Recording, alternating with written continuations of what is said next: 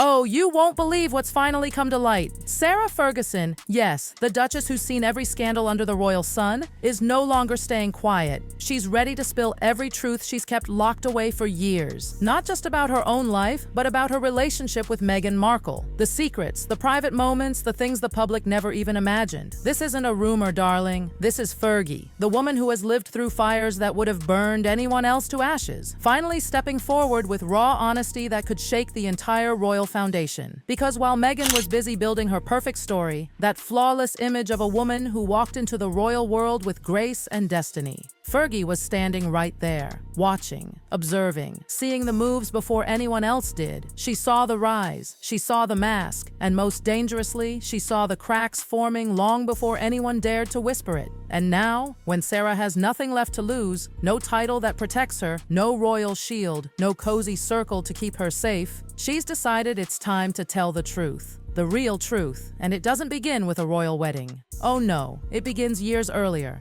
in places Meghan probably hoped no one would ever talk about. Sarah Ferguson has always lived on the razor's edge of the royal world, close enough to see the secrets, far enough to be punished for knowing them. She survived the unthinkable, public shaming, financial collapse, years of whispers and ridicule, and every single time she's smiled, rebuilt, and risen again. But this time it feels different. The insiders say it. Fergie has reached that place where there's nothing left to protect. Andrew? A burden. Her title? Meaningless. Her royal connections? Distant shadows. And when a woman reaches that stage, when she's stripped of everything, that's when she becomes dangerous. That's why this rumored tell-all isn't just gossip. It's a warning, a message to the palace, to the press, and especially to Meghan Markle. Because you see, Fergie hasn't forgotten. She hasn't forgotten how Meghan treated her. The icy distance, the polite dismissal, the quiet erasure. Nor has she forgotten the secrets Meghan wanted buried. A woman with nothing to lose can tell everything, and that's exactly what makes Fergie so terrifying right now. Before Meghan ever walked through the gates of Kensington Palace, she was already weaving her web inside some of the most exclusive circles. Billionaire parties, political dinners, royal-adjacent gatherings. None of that happened by accident. Standing at the center of those glittering rooms was Marcus Anderson, the famous figure from Soho House, the man known as the gatekeeper, the one who decided who got access to power and who didn't. Sources whisper that it was Marcus who opened the right doors for Meghan, the private jets, the secret parties, the connections that mattered. And oh, let's not forget Ron Burkle, billionaire, jet owner, and a close friend of King Charles himself. Insiders say Meghan flew on Burkle's private plane to that Jamaica wedding. Harry? He flew economy plus, but Meghan? Private jet. That tiny detail tells a huge story. And people like Fergie, trust me, they notice. That world watches who enters with grace and who barges in with ambition. And Meghan was moving with purpose. That's why when people say, Fergie knows Meghan's world, they're not exaggerating. She knows. The people, the circles, the whispers behind closed doors. She knows the version of Meghan that existed long before the palace cameras ever lit up her smile. And that's the version she could expose, the one Meghan thought she'd erased. Long before the world saw cracks in the royal fairy tale, they started behind the scenes, quietly, between Meghan and the York women. To understand that, you need to understand their world. Beatrice and Eugenie, born royal, raised under pressure, but trained to navigate the chaos with grace. They understood the expectations, the gossip, the judgment. They had watched their mother suffer under royal scrutiny all their lives. So when Meghan arrived, they didn't push her away. They welcomed her, politely, cautiously, as only royals can. But that warmth didn't last. Because once Meghan's position was secured beside Harry, something shifted, sharply. The tone changed. The invitations became fewer, the conversations shorter. That friendly connection began to crumble. Meghan, sources say, started treating Beatrice and Eugenie as if they were beneath her. Too scandal-stained, too insignificant, too York. And that attitude didn't just sting, it enraged. Especially Fergie, who had watched her daughters grow up fighting for respect in the same world Meghan was now dismissing them from. What had started as subtle distance turned into open frost.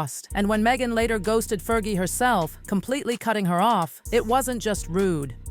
It was the moment that broke something deep inside Sarah. Because all Fergie had done was reach out, one last time, with kindness. A message, a call, perhaps a plea for connection. But Meghan never responded. No text, no call, nothing, just silence. Cold, deliberate silence. She didn't fade out. she vanished. And that's when something inside Sarah Ferguson hardened. In Meghan's world, Fergie didn't fit anymore. She was too messy, too controversial, too linked to scandals Meghan wanted erased from her image. But cutting her off like that was the mistake of Meghan's life. Because Sarah Ferguson isn't some forgotten duchess. She's a woman who knows where the doors are, who opened them, and what was said inside those rooms Meghan wants forgotten. Ghosting a woman like that? Dangerous doesn't even begin to cover it. That moment, that unanswered call was the spark. The one that turned an old friend into a silent storm. That's when the whispers began that Fergie was writing. Not for revenge, but for freedom. To finally tell her truth. And once Fergie picks up the pen, everyone in the royal world knows one thing. No one is safe. When people hear tell-all, they imagine light gossip, petty drama, maybe a few secrets. But insiders say Fergie's book, if it's real, is nothing like that. It's not a diary. It's a weapon. Her version of events would slice through the royal illusion with precision. Because she doesn't deal in rumors, she deals in memories. Real, lived, painful memories. And those memories could ruin Meghan's carefully built image forever. What could she expose? Oh, where to begin?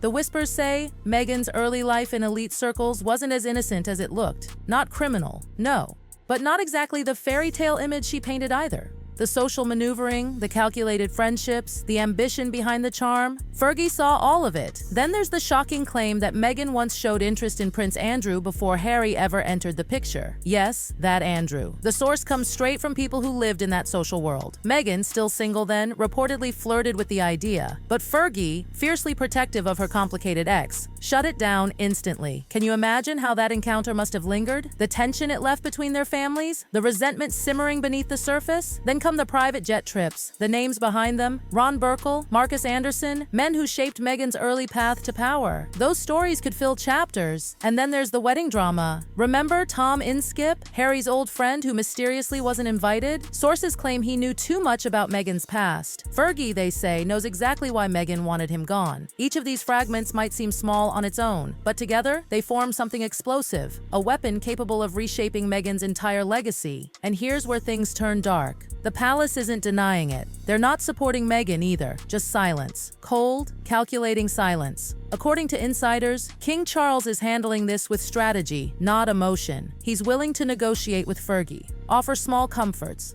little rewards, anything to keep her from swinging that pen too hard. Because he knows one thing, if Sarah writes, she won't stop with Meghan. She knows too much about everyone. Prince William, however, plays a colder game. No appeasement, no panic. He doesn't fear her words because he's learned from the mistakes of others. Keep your distance, stay clean, let the fire burn elsewhere. But that difference in approach has created friction behind palace doors, the kind the public never sees. And Meghan, she's not even in the room to defend herself. That makes her the easiest target if the storm comes. Because if someone must take the fall, if a scandal must distract the press, if a story must explode to protect the institution, it won't be Charles, it won't be William, it won't even be Camilla. It will be Meghan, the woman who walked away, the one they no longer need. The silence isn't peace, it's strategy. Picture this, a quiet morning in Montecito, the California sun soft, the air calm. Meghan sipping her tea, believing it's all behind her, believing the noise has faded, believing the world has finally accepted her version of events. But far away, in an old estate filled with ghosts of royal past, Sarah Ferguson sits at her desk, pen in hand, and begins to write. Not out of hatred, not for money,